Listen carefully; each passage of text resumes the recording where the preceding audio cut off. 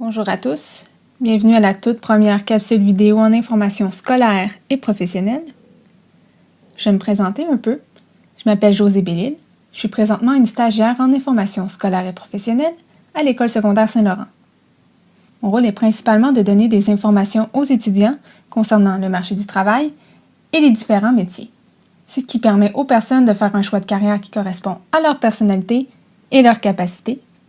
Mon contenu va se baser sur ma propre expérience au cégep et aussi sur des informations recueillies sur différents sites d'orientation et de collège. Les prochaines capsules vont surtout s'adresser aux élèves du secondaire qui souhaitent aller au cégep. Mais je vais adapter le contenu pour que ces vidéos puissent aider tous les niveaux du secondaire. Donc, l'objectif d'aujourd'hui, ça va être de vous présenter les caractéristiques des programmes collégiales afin de vous aider à faire un choix qui convient à vos besoins et vos intérêts. Nous allons donc parler du fonctionnement des formations au cégep.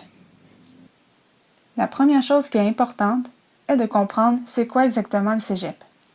Donc, je vais vous présenter une petite définition de c'est quoi les études au cégep. Le cégep est un niveau d'études qui se situe entre le secondaire et l'université. Les études collégiales servent principalement à te préparer aux études universitaires ou au marché du travail. Donc, certains programmes sont uniquement un pont entre le cégep et l'université, tandis que d'autres programmes te permettent de t'enseigner un métier et incluent aussi un pont vers l'université. Maintenant, nous allons voir ensemble les différentes catégories de formation, la formation préuniversitaire, la formation technique et la formation continue. Nous allons commencer en premier par la formation préuniversitaire. La formation préuniversitaire est une formation de 2 ans axée sur la théorie. Elle vise principalement à te préparer aux études universitaires. En tout, il y a 4 catégories principales de préuniversitaires. En premier, il y a les sciences naturelles, aussi appelées sciences de la nature.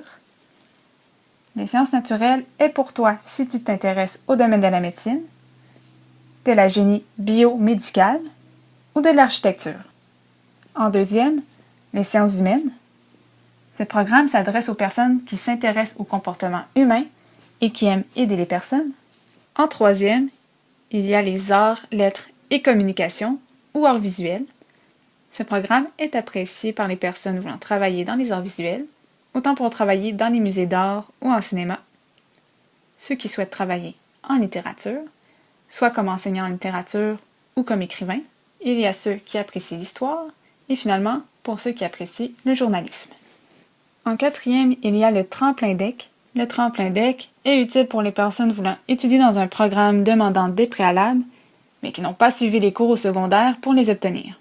Exemple, une personne qui veut s'inscrire en sciences de nature, mais qui n'a pas suivi ses cours de maths SN ou TS et ses cours de sciences SE ou STE au secondaire, peut s'inscrire en tremplin DEC, faire ses cours de maths et de sciences, et ensuite s'inscrire en sciences naturelles pour l'hiver.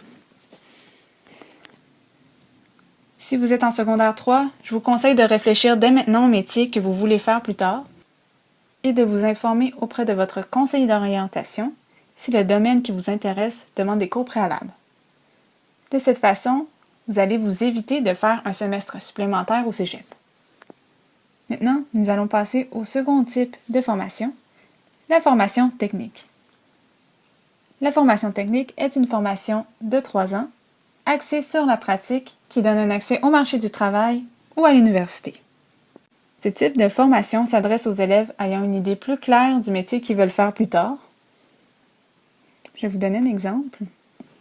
Exemple, une personne qui sait qu'elle veut être ingénieure et aimerait travailler uniquement dans la conception des avions.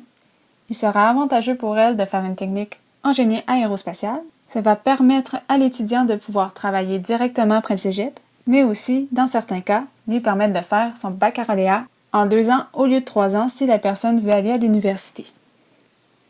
Maintenant, le troisième type de formation, la formation continue. C'est une formation de quelques mois à 1 an et demi qui concerne surtout les personnes qui travaillent déjà et qui veulent se spécialiser. Mais dans votre cas, ça peut être aussi une façon de pouvoir compléter soit une formation préuniversitaire ou une technique plus rapidement en faisant des cours le soir ou les fins de semaine. Pour conclure, voici quelques sites web qui pourraient vous aider à réfléchir sur vos valeurs et vos intérêts. Pour plus d'informations sur l'utilisation des sites web, vous pouvez aller voir la vidéo 3 étapes pour s'orienter, comment choisir le métier que je veux faire plus tard. N'hésitez pas à me laisser un commentaire ou m'envoyer un courriel à joséinfoscolaire@gmail.com si vous avez des questions. J'espère que cette vidéo vous a aidé et à la prochaine fois!